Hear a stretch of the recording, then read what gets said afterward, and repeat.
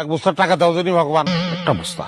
ও ভগবান, আমি দিনহীন, আমি খুব দরিদ্র গো ভগবান, আমি একটা কাঙাল মানুষ ভগবান। আমার জীবনটা দুঃখে দুঃখে চলে যাচ্ছে, তবু আমার কোনো দুঃখ নেই। আমি কোনোদিন কারো কাছে কিছু চাইনি ভগবান, আর চাবো না। মানুষের কাছে চেয়ে লাভ আছে?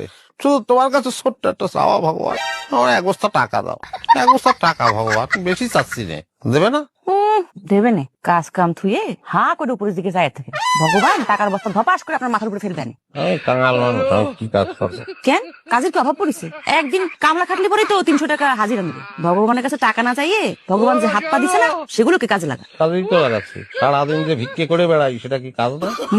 আমি মানুষের বাড়ি জিয়ের কাম না নিলে পরে না খেয়ে মরতাম। আর বড় বড় কথা করছি, ভগবানের কাছে এক বস্তা টাকা না চাইয়ে ভগবানকে বলেন একটা ভালো কাজ জোগাড় করে দিতে।